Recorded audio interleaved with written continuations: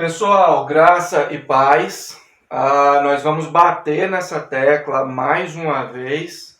É a última vez, tá? Nós já temos aí 2 vídeos aqui no canal, onde eu falo acerca desse lance da geração. Então você pode assistir, aprender um pouco mais, certo? Mais uma vez eu repito, pelo menos para mim, é uma vergonha, é algo triste, em pleno século XXI, com toda essa tecnologia, nós, com o mundo, né, na palma da mão, a gente ainda tem que explicar que o preterismo radical é algo que não deve nem ser comparado com uma loucura, por respeito aos loucos. Né? Então é triste, cara, a gente tem que explicar isso. Né? Repito também que o estudante de escatologia, aquele que entende o contexto, ele crê sim em uma pequena parcela de preterismo, mas não nesse preterismo radical, sem nexo, sem pé e sem cabeça, que tem sido ensinado por aí, ok? Então, se você pode, acompanhe aí com sua Bíblia aberta, seja ela impressa, seja ela digital. Nós vamos ler aqui alguns textos, ok? Vamos começar aqui no Evangelho de Marcos, no capítulo 8, no versículo 38, que diz: Porquanto qualquer que entre essa geração adúltera e pecadora se envergonhar de mim e das minhas palavras, também o Filho do Homem se envergonhará dele, quando vier na glória de seu Pai com os santos anjos. Então Jesus vai retornar com os santos anjos, tá bom? Ele não vai retornar com pessoas que anteriormente teriam sido arrebatadas e então começar a reinar aqui.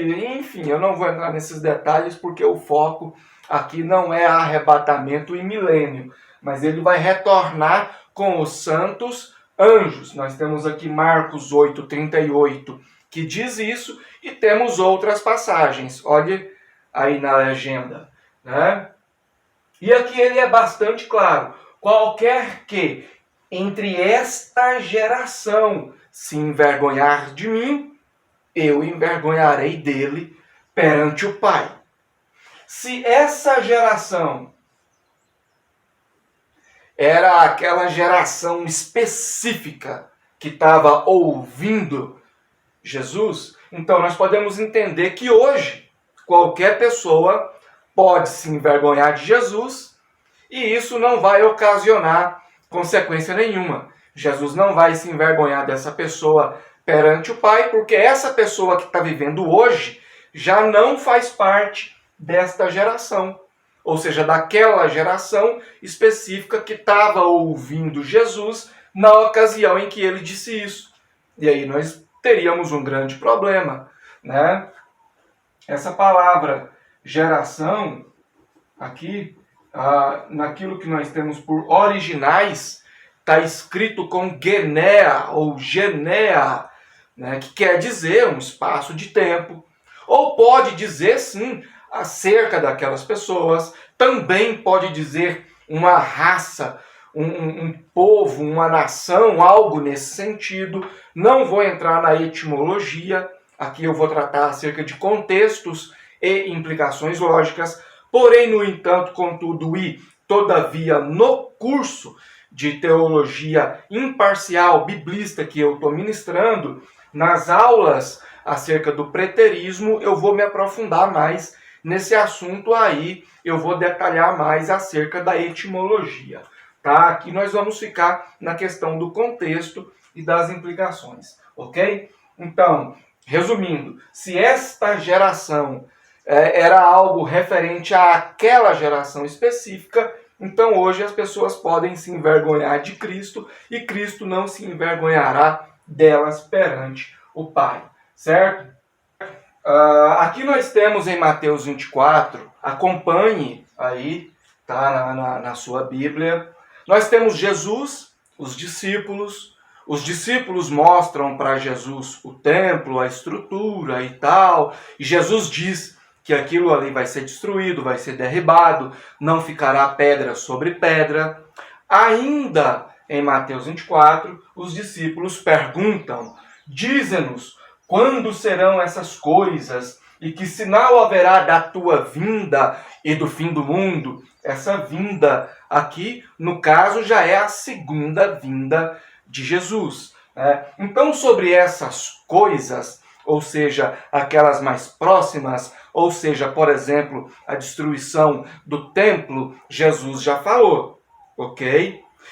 Depois disso continua. Depois disso tem o início relatado, pelo menos relatado aí, dos sinais que antecedem a segunda vinda de Cristo. Então, se ele tivesse voltado, ou se ele voltasse no ano 70, esses sinais teriam que ser narrados como acontecimentos antes da destruição do templo, né? E você pode ver que dentre esses sinais, ele diz, falsos cristos aparecerão e enganarão pessoas, e aquela coisa toda, você já leu, né?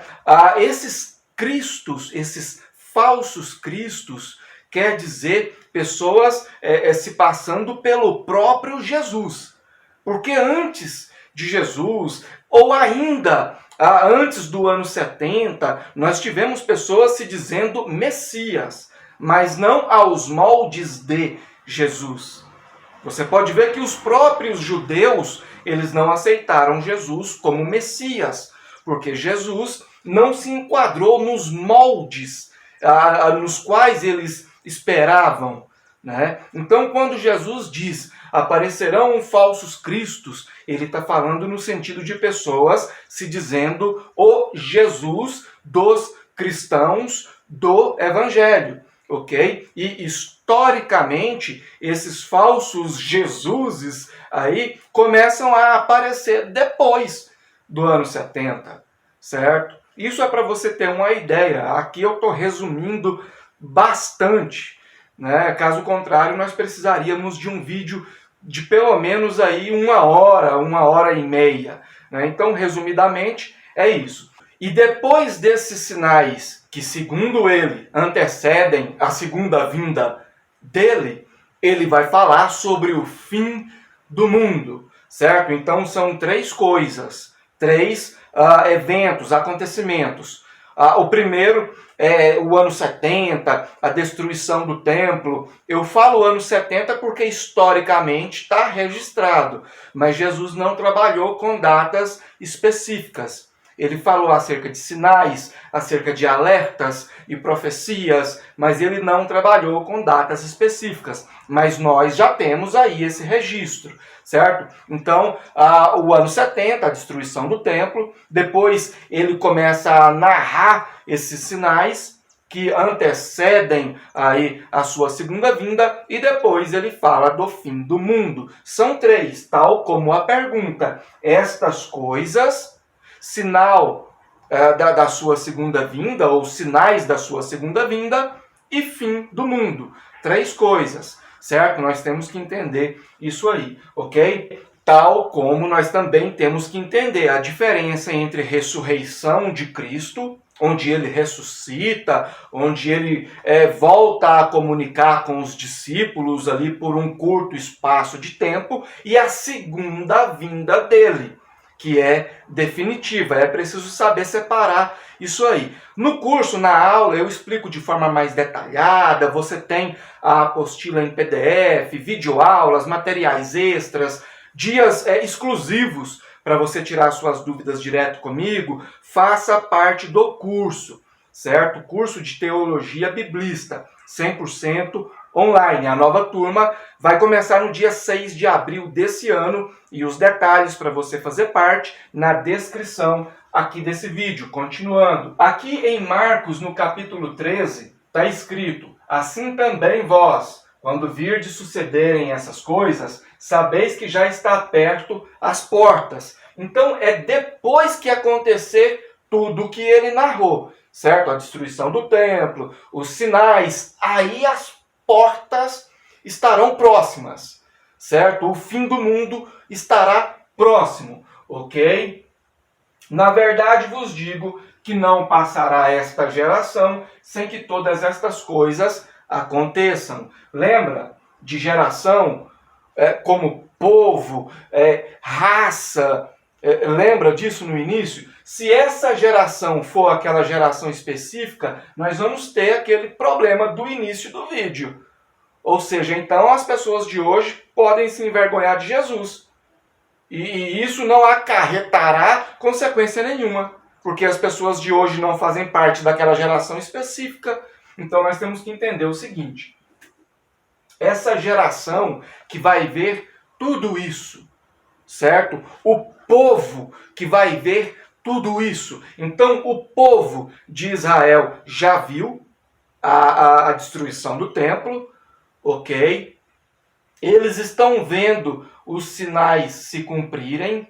Então o povo que vai ver tudo isso não passará, certo? É preciso entender aí esse contexto. Assim também vós, quando virdes sucederem essas coisas, sabeis que já está perto as portas. Então, repetindo, essas portas, esse fim é depois que sucederem essas coisas. A destruição do templo, todos os sinais, né? Os falsos Jesuses, a grande tribulação. O texto fala que a grande tribulação não é só para Israel, mas fala do mundo todo, ok? E depois dela não haverá outra igual, ponto. Ela vai ser a maior, a pior de todas, tá? Então eu sei que vocês estão entendendo aí essa questão da geração. Sei que eu poderia usar mais passagens para ficar mais claro ainda, mas o intuito não é fazer um vídeo longo, é explicar mesmo assim de forma resumida, porém objetiva, tá? Então não caiam nesse conto grotesco do vigário aí de que Jesus já voltou, já está tudo consumado. Gente, pelo amor de Deus, né? Pelo amor de Deus. Agora, eu respeito as pessoas que acreditam nessa, entre aspas, teologia, que acreditam nisso. Respeito as pessoas. Mas o fato de eu respeitar essas pessoas não me obriga a concordar com isso, com essa doutrina, ok? Então é isso. Espero que vocês tenham aprendido aí alguma coisa. Repito, se você quer saber mais detalhes, se você quer um estudo mais aprofundado, faça parte do curso. No curso nós vamos falar não só acerca disso, mas sobre soteriologia, escatologia, demonologia, seitas, teodiceia, enfim, certo? Faça parte. Os detalhes na descrição. Muito obrigado, que Deus continue te abençoando e abençoando toda a sua família. Até a próxima!